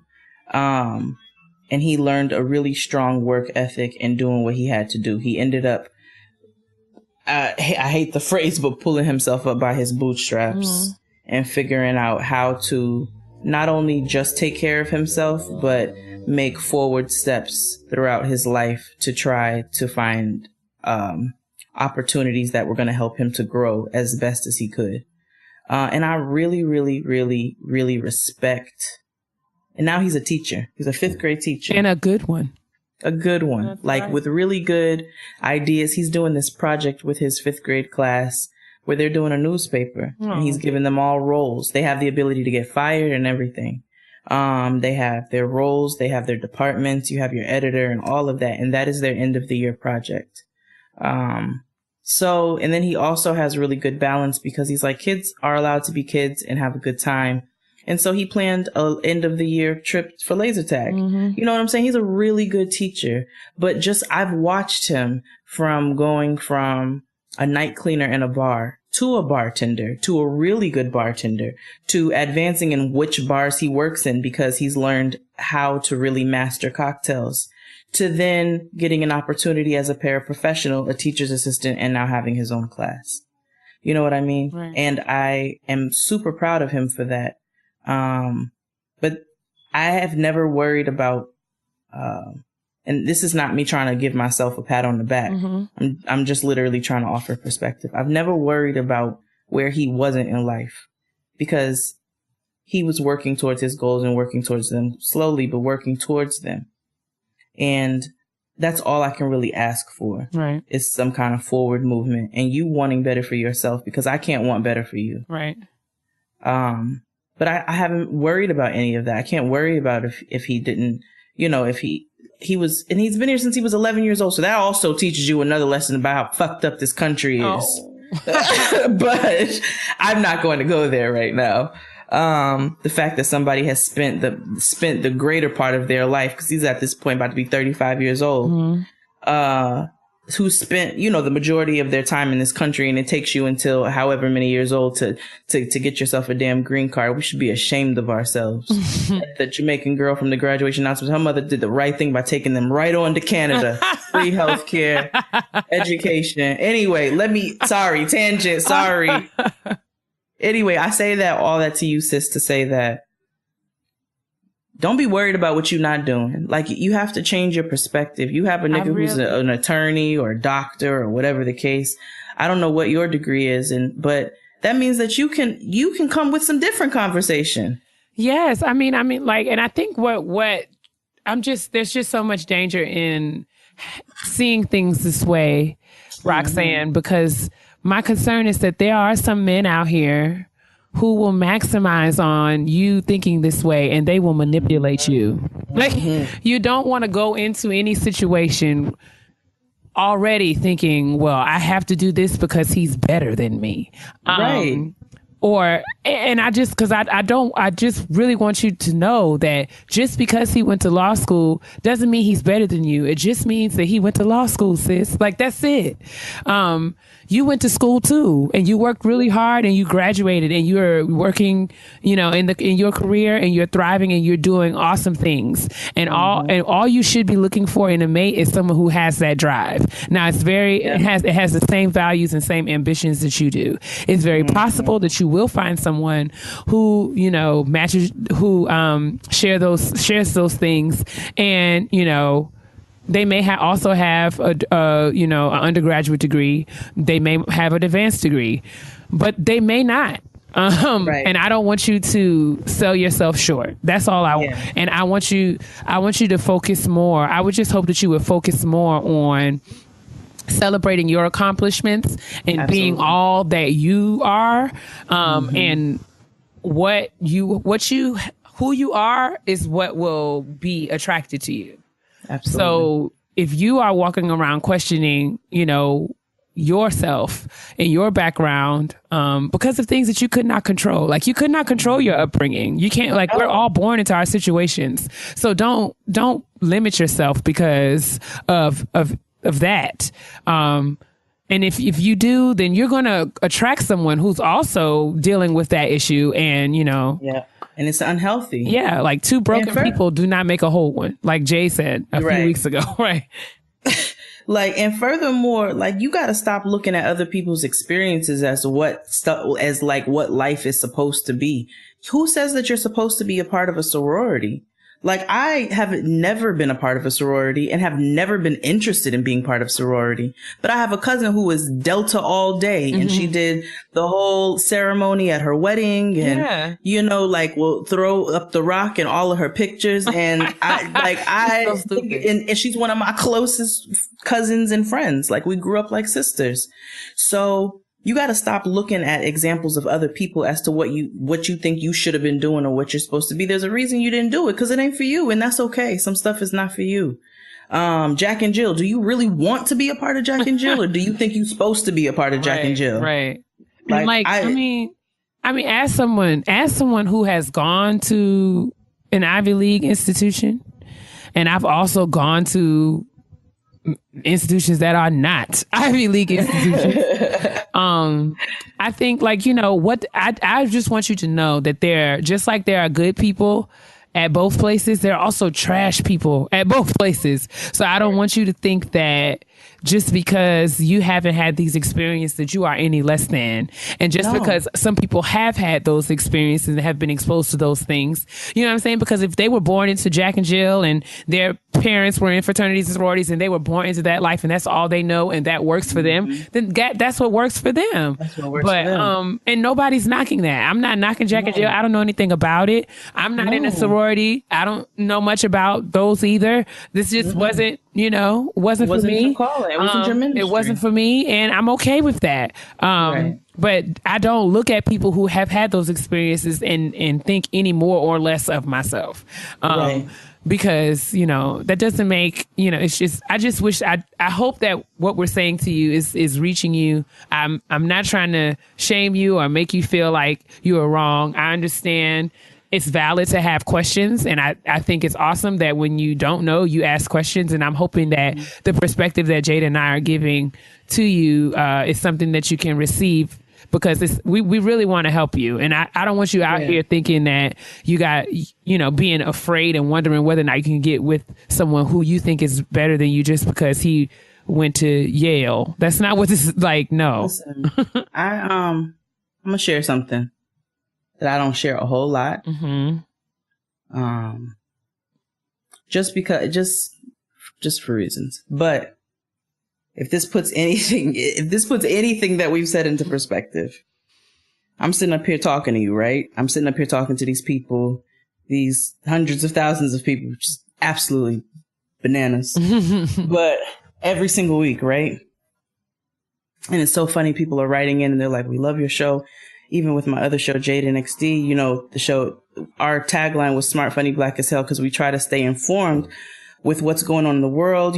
I've always really, really been into school. I've always really been into reading on my own, but I got my GED. I got my GED. And I didn't get my GED because I did poorly in school. My mother had us tested. We were in the gifted and talented program. I was enrolled in honors classes. I had many opportunities to join the National Honor Society, so forth and so on. But we moved around a lot, and I also worked. I've been working for a really long time. I've been working since I was like 11 years old, from summertime to I have just been working for a really long time. And so in the effort to be able to advance myself faster, go through college, not have any student loans, and basically, in my mind, stop wasting my time, I asked my parents if I can get my GED. When I got tired of figuring out which school we were going to go to the next year or whatever, I was like, listen, I've already looked up all the information. I can go to the community college. I can get the GED, and then I can then start taking my prerequisite classes. I'll pay for that while I work. So at this point now, I'm not going to school at this time. I can work simultaneously with going to school, and I can pay that off. My parents said, all right, you have a plan. And that's what I did. I got my GED. I paid for my classes through a community college and then transferred over to a university. And I'm not ashamed of my journey. Because that's what it is. It's mine. Right. So I think with you just need to start, because it looks from this, I don't want to assume anything about your life, that you're not in a relationship right now because you are saying, when you're dating these different people or thinking about dating these different people. But I think even before that, before you start focusing on what other niggas want and so forth and so on, you need to work on your foundation, which is yourself. Right. Because if you go into this relationship, like Keia said, with these thoughts, that's dangerous territory. You got to start getting okay with yourself and your decisions before you go in there with anybody else, because you want to make sure that the person that you get involved with is also in a healthy place mentally and emotionally. Right. And so I think you might want to take a step back and just kind of reevaluate some things and take those necessary steps. And I know a lot of the advice that we give is repeated, but it's also applicable in different parts of your life. So whether that be, again, journaling, whether that be going to therapy, or just, again, taking a step back and just really putting your life into perspective, I think you need to do that first and make sure that you become emotionally healthy so that you can stop thinking, okay, am I good enough to date this person, or am I dating this person because I truly like who they are as a person and they like who I am as a person? And so that's what I have to offer. Roxanne, we love you, sis. Absolutely. We want the best for you. So we hope that some of these words resonated with you, and please, feel free to shoot us an email and give us an update as to how things are going. And I hope this was able to help, if even a little bit. I do too. And I want to be very responsible of the things I say to my sister, because everybody know I can be real petty. P-E to the T-T-Y, honey. Pass the peeves like we used to do. Come on. Pass the peeves like we used to do. Pass the peeves like we used to do. Petty peeves. Petty peeves. What's your petty peeve this week, sis? Petty peeves. Take that. Take that. Take that.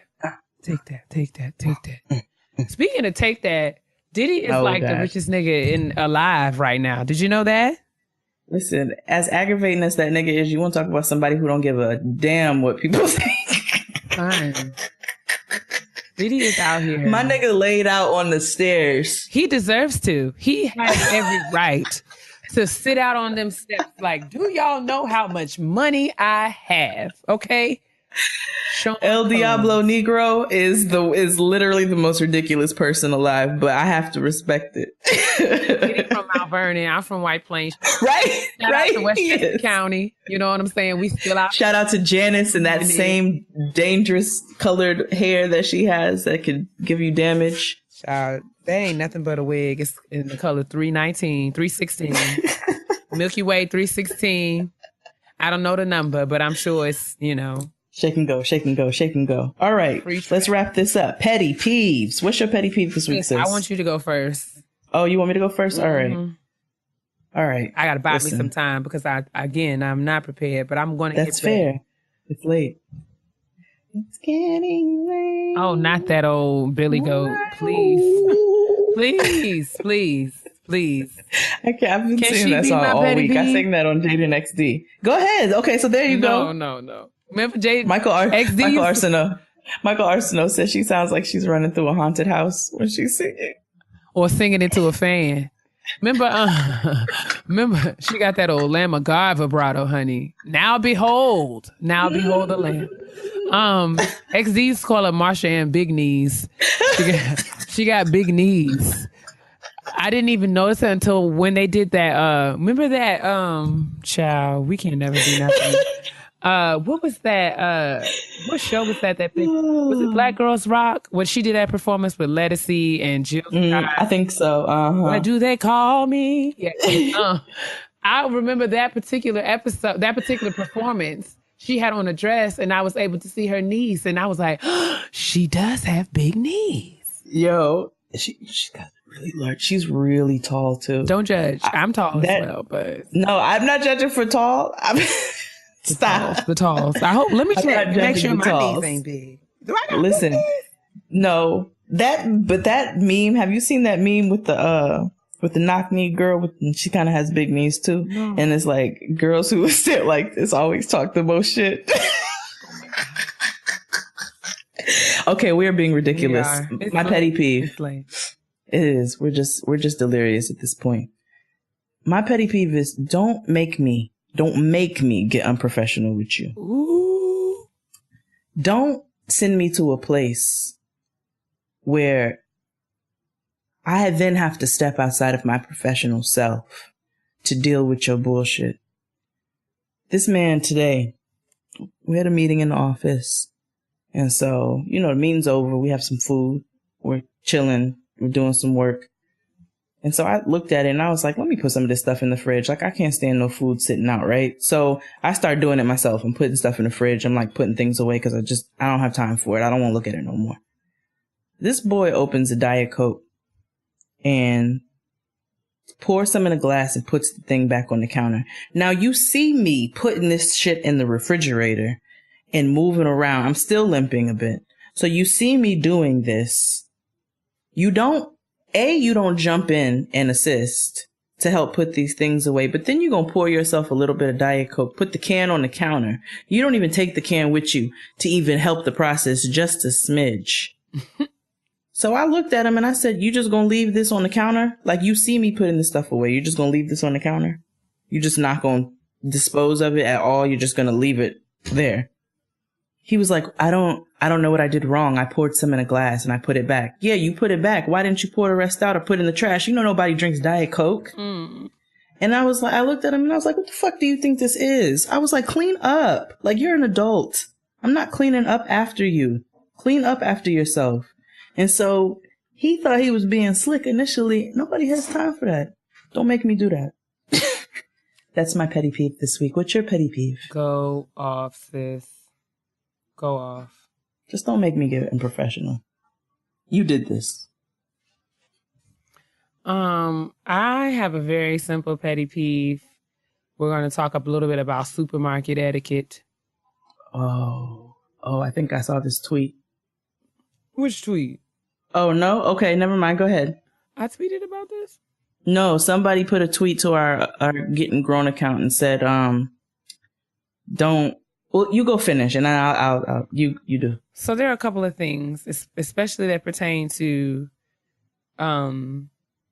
standing in line and people who stand like right, like literally, yes. Like they stand like inside your pants, like they stand like on your heels. And it just, I have a personal space issue. Yeah. I also have an issue with people who don't know how to drive the cart or buggy, whatever you call it. Mm-hmm. And another one, it's not really a supermarket. We can talk about like restaurants. Like if I go to Chipotle and I say I would like guacamole, and you tell me that it costs $2, like it's written how many places? Right, in very large font. Very large font. And you tell me it's $2, and I'm like, okay. And you're like, it's $2. It's like, I have $2, sis. I've got it. Or like the upcharge, especially when the upcharge is like something foolish. Like there's this pizza place around my way that serves pizza with cauliflower crust, but it's like an upcharge. Of course. If you use cauliflower crust, and then like you get like 5 toppings for free. If you get another topping after that, it's like 35 cents, right? Okay. So I get to the counter, she counts up my toppings, and it's like 6. It's supposed to be 5. And she's like, oh, well, it's 35 cents. And I'm just like, girl, if you don't ring this pizza up. Hey, girl, I got 35. What, you want to see it? You want to see this quarter and this dime? That thing gets on my nerves because and maybe I'm being petty, but no, I'd be like, do you ask everybody or are you just asking me? Do I look like I don't have 35 cents? Is there something about me that would suggest to you that you telling me that 35 cents for these mushrooms is going to make me say, oh girl, never mind, and I just leave out? You know what? I'm not even, just to be one of those aggravating devil's advocate ass people. I remember when my husband was bartending at this spot and I went in there to go meet him to leave. And there was this couple at the bar. And I think the girl had they got a to-go order. The girl had she's supposed to get like 54 cents back or something like that. I don't know if you all realize in restaurants, like you can't carry change. People who work in the service industry cannot carry rolls of quarters, dimes, pennies, and nickels. Like it just doesn't happen. So if you have a couple of cents of change and you come to the to-go counter, leave the change, you idiot. You're not getting ready to tip anyway. So I remember I was like, is this girl? And she was like, excuse me, I'm supposed to get 54 cents back. Ooh. And it's like, sis, are you going to be all right if you don't get that 54 cents? So that's probably why these people get irritated and start announcing it to everybody. It's $2 for guacamole. Like, don't question it. But like you said, it is very large on the menu. Like it's right there. It is huge. I see it. I read it as soon as I came in. I'm clear. Like, I don't know. They do that to me at the Chinese spot all the time too. I'm like, can I have white meat? It's $2 extra. Yes. Okay. That's fine. I know what I asked for. I want a breast. Thank you. Yeah. White meat is what I prefer. I want white meat. I don't want these mystery nugget meat. I know what I want. I'll pay the $2 extra. I got here on the metro, didn't I? That's more than $2. So Hilarious. Anyway. I will actually really quick want to read a petty peeve that just made me laugh. We got from one of our readers. Okay. It says, "Hey cousins, I love your show and thank you so much for creating this platform. I just had to share this petty peeve because it's probably better to share it here than to lose my job yelling at someone over the phone. I don't know about you all, but I absolutely hate when someone calls me purposefully and then proceeds to engage in a side conversation the entire time. Don't get me wrong. I know things happen. People walk by. I get it. But say hi and bye or call me back another time. The audacity as a Homo sapien to really call someone to have them listen to you speak is more disrespectful than Beyonce stepping to the side when Michelle fell during a 106 in Park performance. And let's be real, that was tragic. Anyways, to keep things short, if you want someone to listen to your conversation, call your mom, call Tyrone. You can even call Jesus, but you do not have a friend in me for those calls, sis. Sincerely, Jaleisha. Thank you, Jaleisha. That made me laugh, sis. I appreciate you, and you are absolutely right. Now, don't ever call me and tell me to hold on. That's the quickest way to get me to hang up the phone. And then I hear you talking to somebody else. It's a wrap. Like, call me back. You call me. I'm gonna just make the decision for you because I'm hanging the phone up. Indeed. But I think that's another. Yes, go ahead, sis. Wrap it up. Well, I'm sorry. That is another episode of Getting Grown. We hope that we were really scared to follow up last week's episode because we really enjoyed last week's episode. It was lit. But we're here to try to give you some different conversation every single week. Make sure you're writing into gettinggrown@gmail.com. gettinggrownpodcast@gmail.com. Yes. Make sure you're continuing to send tweets and Facebook messages, rating us 5 stars on iTunes, SoundCloud. We really, really appreciate all that you all do on a weekly basis. It's super encouraging. Indeed. And we've received, many of you have sent in suggestions for Kitchen Table Talk, which are awesome. It just takes a little while for us to kind of, get those together. It does take a little doing for us to kind of figure out what we're going to talk about. And to kind of get through emails and organize them. We are not I will make it my business to make sure that we tap on, at least, discuss these topics to some extent. We are getting a lot of emails. We love it. Please don't stop. But, it's just the two of us managing it and we're doing the best we can. And we appreciate your patience. Again, shout out to everyone who reached out to me personally, about last week's show. Like Jay said, it was awesome. And, we were kind of nervous because we wanted to keep up the momentum. And we hope that this week's show is one that you enjoyed as well. And we're looking forward to reading your comments and getting your feedback, and coming back next week to do it all over again. Yep. So thank you once again. Make sure you tune in next week for Getting Grown, episode 12. No, baby, this is 12. 13. Yes, honey. 1, 2, 3, 4, 5, 6, 7, 8, 9, 10, 11, 12. 13. Damn, this is nice. We can do the 11, 12. That's honestly. Okay. Anyway, make sure you drink your water.